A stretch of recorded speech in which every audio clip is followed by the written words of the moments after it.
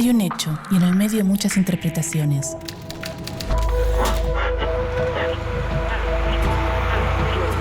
En la calle, en el auto, en la casa, el bar, el trabajo. Hay distintos puntos de vista en el medio de tanta información.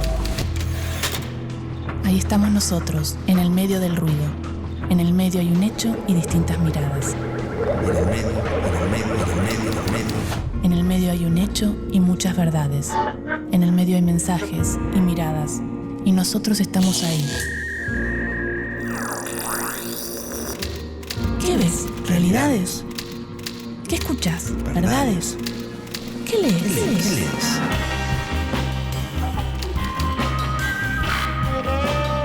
En el medio de las noticias, en el medio de la vida, en el medio de la verdad, en el medio estamos nosotros, aturdidos, confundidos. Ahí estamos nosotros, en el medio de los medios.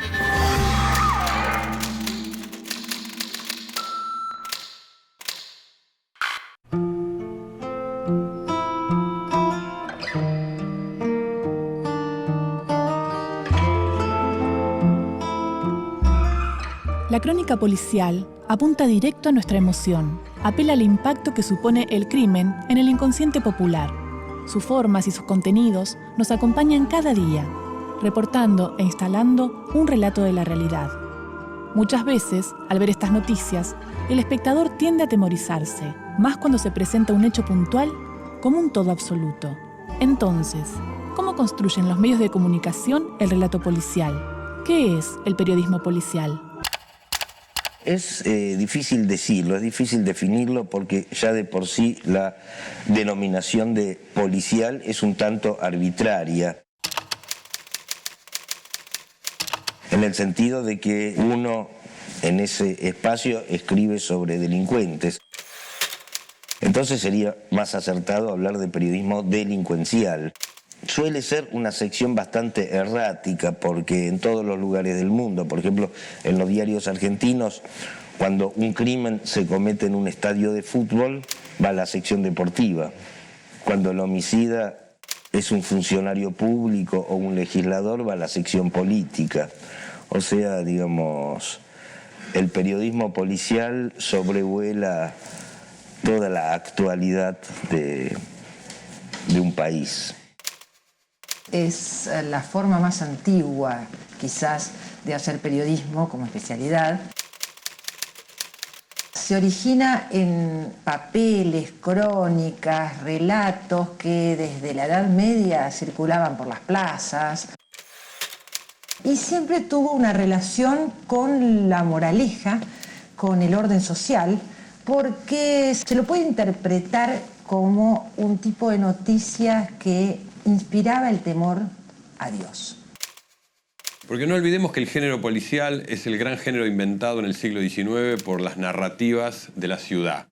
Edgar Allan Poe fue el gran escritor que dijo: en la gran ciudad pueden ocurrir cosas terribles, y las ficcionalizó en su literatura como cosas que toman desprevenido a un ciudadano común y le ocurren en el medio de la oscuridad de una calle. Esa cosa que inventó Edgar Allan Poe para la ficción, luego fue utilizado no solo en la ficción, sino también en eso que llamamos la realidad. Y eso tiene muchísimo rating, es decir, a la gente le interesa mucho. Los jueces siguen discutiendo si es 16, 17, 14, 15 o 22. Mientras tanto pasan estas cosas. Y la inseguridad que está llegando ya a lugares que realmente eran insospechados. Por ejemplo, la escuela. Hablamos ahora de la inseguridad en el conurbano bonaerense. Una familia de Castelar vivió una terrible pesadilla. La vida prácticamente no tiene valor alguno en nuestro país. Está matando a todos, nos está matando todos los días. Y además uno ya lo toma como con iris.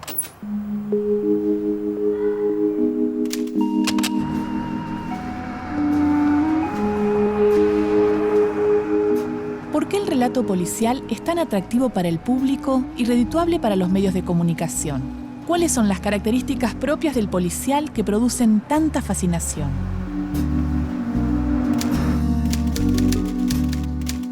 Soy una persona cualquiera y a millones de personas en el mundo nos atrae la muerte. Es más interesante el mal que el bien. En todos nosotros hay dos personas, siempre. Alguien bueno y alguien malo, ¿no? El arte encuentra más riqueza en el mal que en el bien. Y sobre todo en el hecho raro de que un ser humano contenga el mal y el bien. El hombre siempre ha querido que le cuenten historias, si quiere, desde que somos chiquitos. El ser humano necesita que le cuenten cosas, que le relaten para que pueda de esa manera comprender lo que le pasa a él mismo y lo que pasa a su alrededor. Y en el siglo XX, claro, todos los diarios populares dedicaron mucho espacio al crimen, lo llevaron a la primera página. Y es una prensa popular que va a ocupar un nicho de lectores que no existía, que es esa población, ese proletario urbano, industrializado, que empieza a ser alfabetizado y que entonces necesita también de su medio de prensa. Y a través de ese medio de prensa, el género estrella es la noticia policial.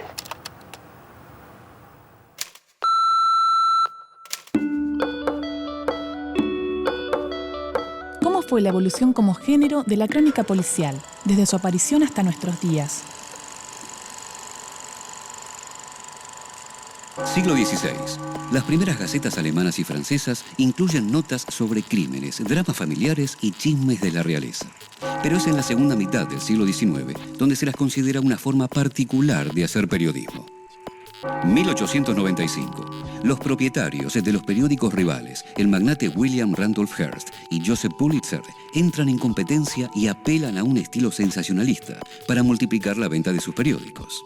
Siglo XX. Buenos Aires. Los principales diarios despliegan una crónica del homicidio tomando como modelo los grandes casos cubiertos por la prensa francesa. En los años 20 se afianza el género y en algunos diarios, como Crítica, los policiales se relatan en verso. Un caso emblemático fue el asesinato y descuartizamiento de Virginia Donatelli a manos de su novio, el chofer Julio Bonini. Y el cronista Héctor Pedro Blomberg lo glosó así. En el lago flotante, en las aguas, un sereno encontró el otro día el cadáver cortado en pedazos de una pobre mujer. ¿Quién sería? ¿Quién llevó esta carroña hasta el lago y la hundió cuando nadie veía? ¿La llevó algún señor de la Valle? De la Valle y Riobamba sería. Otros cronistas que hicieron escuela fueron Silverio Manco, Gustavo Germán González y el escritor Roberto Arlt. En los 30, la historia del crimen también se cuenta en los magazines ilustrados, como el famoso Caras y Caretas, que recurre a escenificaciones fotográficas apostando al shock que producía la inmediatez de la imagen de la tragedia misma. 1944. El escritor y periodista Rodolfo Walsh era un joven corrector de pruebas y traductor de novelas policiales para la editorial Hachette. En 1953 publica su libro, Cuentos para Tahúres y otros relatos policiales, y de esta manera traza el itinerario que lo lleva desde el cuento policial al periodismo de investigación y a la politización del género.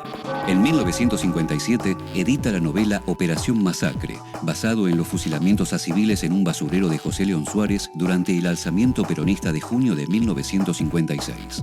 Y de esta forma instala el policial en la historia del periodismo político. 1963. Aparece el vespertino Crónica, que desplaza rápidamente a su competencia al poner la noticia policial en primera plana, con titulares fuertes, al estilo de los tabloides centroamericanos. 1966. El norteamericano Truman Capote publica la novela A Sangre Fría, tras investigar durante 5 años la matanza de una familia completa de granjeros en un remoto pueblo de Kansas. Con esta obra, instaura un género donde se combinan elementos literarios con otros propios de la investigación periodística, non-fiction. En los 90, el periodista argentino Enrique Sdrech participa en varios programas de televisión y se vuelve popular con sus informes policiales. Su dedicación está puesta en analizar las pericias mal hechas y en cuestionar la carne podrida de la falsa información. 1997. El periodista e investigador Ricardo Patán Rajendorfer, luego de cubrir policiales durante varios años, escribe junto a Carlos Dutil La Bonaerense y se transforma en el referente de la crónica policial al retratar la criminalidad dentro de la propia policía. Parece que los crímenes no solo dejan rastros de sangre, sino también huellas de tinta.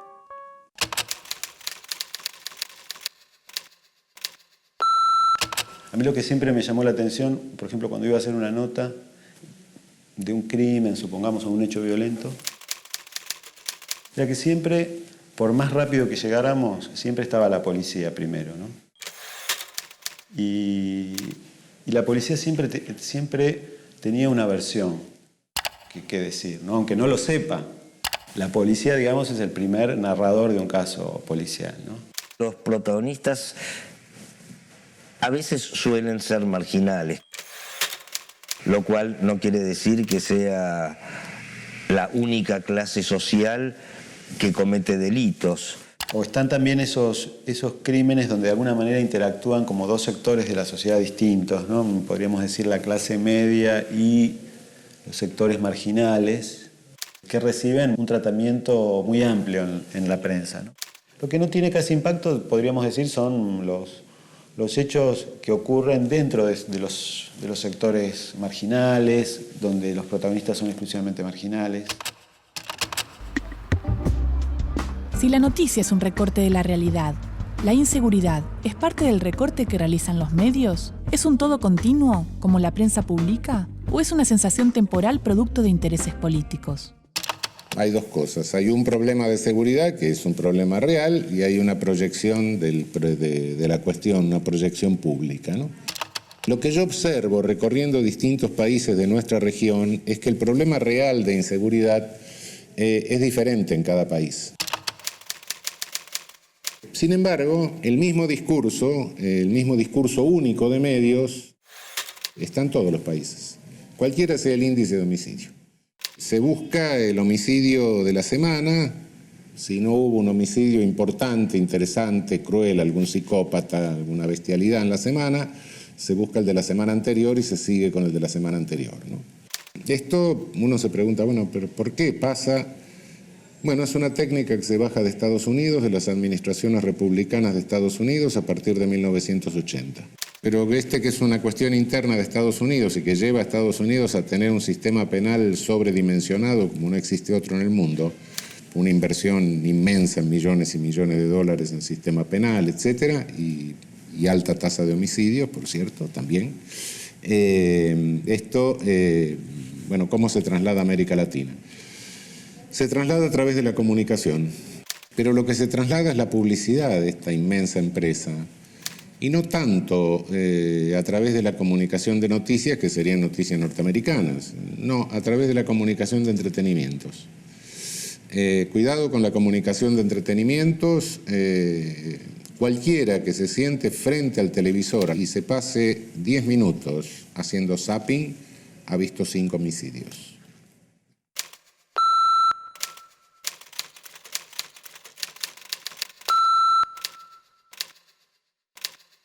Nos informó la policía que estaría el asesino del gendarme Roberto Centeno. Robos, hurtos, escruches, arrebatos, salideras, motochorros, rehenes, secuestros son parte del plato típico del menú de inseguridad que degustamos todos los días. El sociólogo brasileño Muniz Sodré decía que la noticia ordena el mundo, ¿no? Es decir, de los miles y miles y cientos de miles de acontecimientos que suceden, la noticia tiene ese valor, o en todo caso esa función, de ordenar el mundo. Ahora, en el caso de la noticia sobre el delito, ese ordenar el mundo siempre tiene el lugar del bien y del mal, los malos y los buenos, los victimarios y las víctimas, y después está ese lugar que a veces es destacado, que es el lugar de la policía, muchas veces es destacado por heroico, el lugar de la justicia, que a veces es destacado porque logra su cometido, pero que en general es mucho más desconfiado. Así como a la policía se le perdona más, al menos en la prensa argentina, a la justicia se le perdona menos. Quizás por muchas razones, pero una de ellas porque forma parte de las instituciones cuestionadas, ¿no? Naturalmente que el rol del medio puede informar, pero el problema es otro. Yo abro un diario y me encuentro la mitad del diario dedicada a noticias policiales y judiciales, penales, y la otra mitad del diario dedicada a fútbol.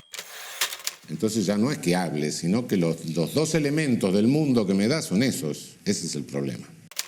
El riesgo o lo que está transmitiendo el medio, bueno, transmite una sensación de inseguridad falsa.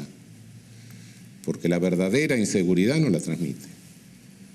Si nosotros vemos el número de muertes no naturales, por decir de alguna manera, que tenemos, el principal número de muertes violentas que tenemos son las muertes de tránsito.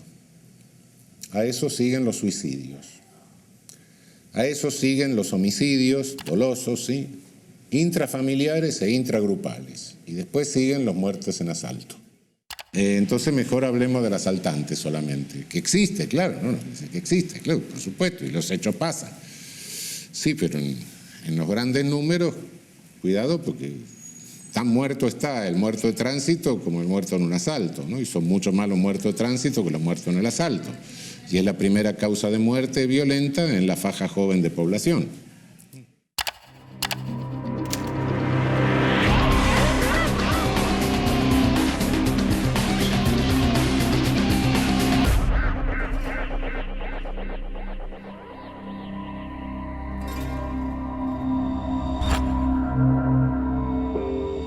El ejercicio de desarmar una noticia y analizar sus partes nos permite preguntarnos y entender su construcción.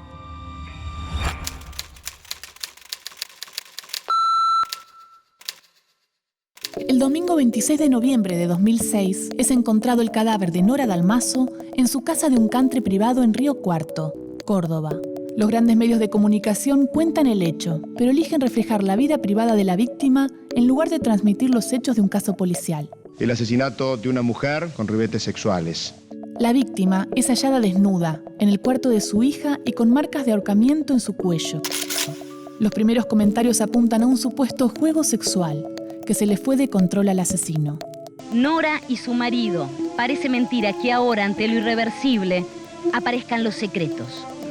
Al poco tiempo, el asesinato de Nora Dalmaso pasa de la sección de policiales a las secciones de información general o sociedad, y luego a las tapas de diarios y revistas, para convertirse en el hito del verano de 2007.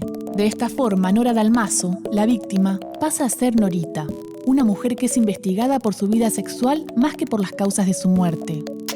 ¿Hasta dónde llega la preocupación de los medios por informar? ¿Y dónde empieza el deseo empresarial de aumentar las ventas y la audiencia? La muerte del country, como se la llama, muerte y no asesinato, pasa a ser la noticia más leída del verano. América TV, en horario de protección al menor, publica fotos de la víctima tras ser asesinada. ¿Qué datos aporta ver las fotos del cuerpo desnudo de Nora Dalmaso? ¿Cuál es el límite entre informar acerca de un crimen y decir cosas sobre la víctima que la estigmatizan, corriendo el riesgo de desviar la investigación y hasta justificar un crimen? La calle dice que un tal doctor Mosquera le habría dicho al doctor Macarrón que su mujer Nora lo engañaba con el ahora imputado el doctor Mañasco. Los medios dicen todo, no verifican la información que publican. Todo sale al aire o se imprime, incluso cuando luego hay que desmentirlo en pos de nuevas requisas. Hoy, 3 años después, no hay resoluciones. Con el correr de la causa, muchos fueron los posibles asesinos, ninguno condenado. Pero en el inconsciente colectivo, Nora Dalmaso todavía queda como una mujer infiel y de vida libertina.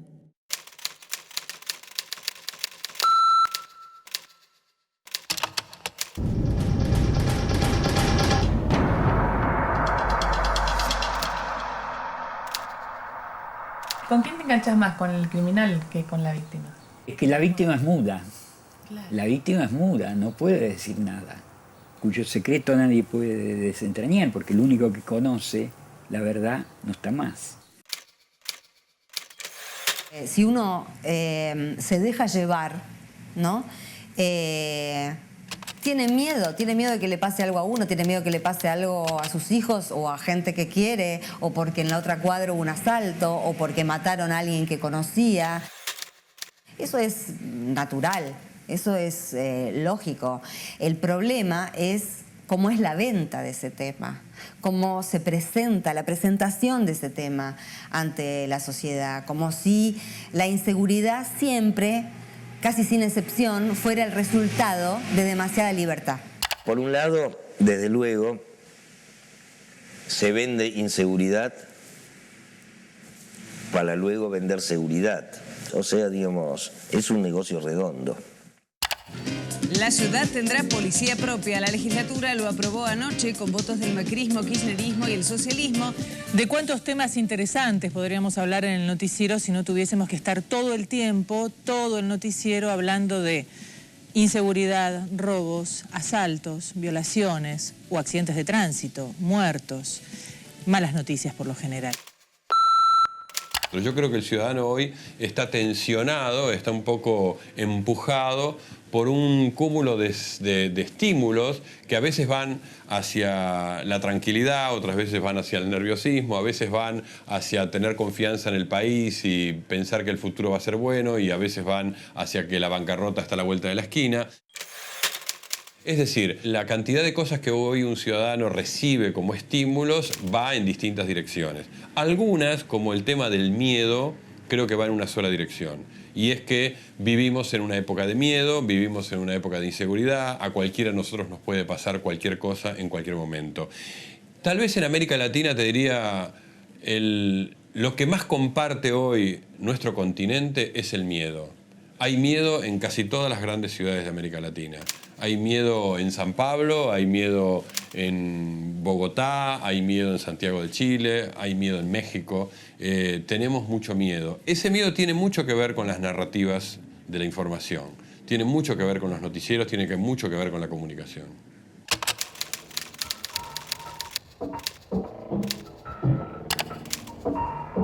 La máquina de escribir, según cómo la manejás, ¿es un abanico o es una pistola? Con una máquina de escribir y un papel, podés mover a la gente en grado incalculable. Rodolfo Walsh, enero 1973.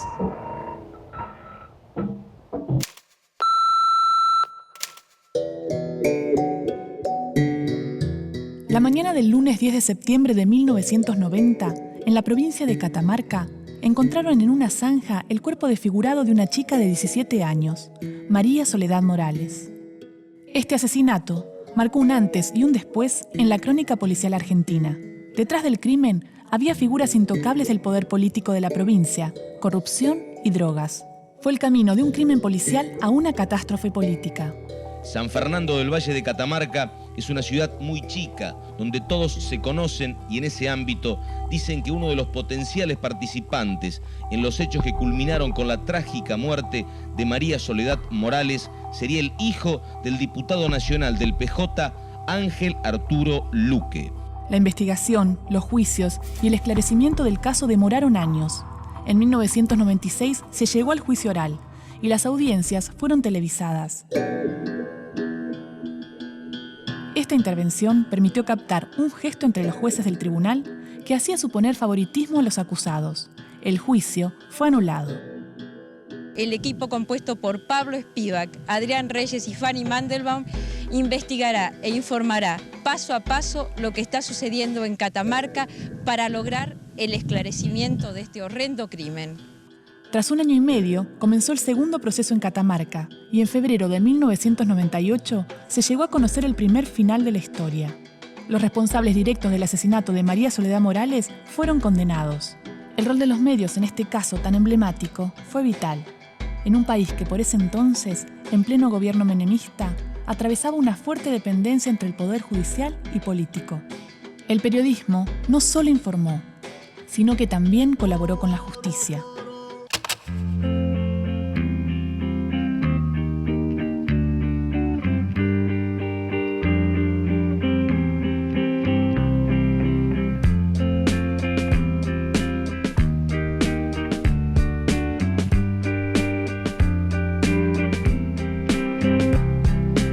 Como poco espacio para la reflexión sobre el delito, ¿no? en los medios. Y yo creo que también hay todavía menos reflexión sobre la forma en que se relatan los hechos, que eso también debería ser incorporado, digamos, ¿no? a la reflexión. Cómo se construyen las noticias policiales, ¿no? Cómo se relatan y qué efectos tienen, ¿no? Los crímenes más contados por la prensa son los delitos contra la propiedad privada y los delitos que incluyen homicidio, ¿no? Ahora, lo que pasa es que los medios construyen una noticia donde se juntan también los crímenes de género, los crímenes privados, los crímenes familiares, los que no tienen que ver con el azar, sino que tienen que ver con las relaciones familiares internas. Eso puesto en conjunto da como resultado una sociedad altamente conmocionada, una sociedad que está viviendo en un estado de peligro permanente, que acecha. Por eso digo, cuando un noticiero, por ejemplo, tiene un asalto con toma de rehenes, tiene allí un trabajo inmenso que realizar para volver eso un tema de atracción de grandes públicos. Porque el episodio en sí no produce eso. Lo produce si el noticiero lo cuenta y lo dramatiza como una novela. Entonces, ¿qué es lo que le da? En primer lugar, le da mucho rating, le da mucha retención de públicos. El miedo es algo que ha crecido porque hay datos reales, auténticos de inseguridad y porque hay muchas narrativas sobre la inseguridad. Yo creo que es la conjunción de ambas cosas.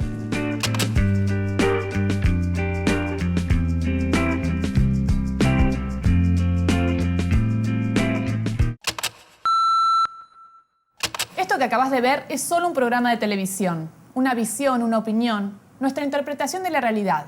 Es nuestra verdad, pero no es la única. Hay diferentes miradas sobre los hechos. Nosotros elegimos qué contarte y cómo. Seleccionamos imágenes y testimonios, como los medios que de un hecho construyen la noticia. Los medios de comunicación eligen qué contarte y son responsables de lo que dicen. Como nosotros en este caso, que elegimos qué contarte y somos responsables de lo que decimos en este programa.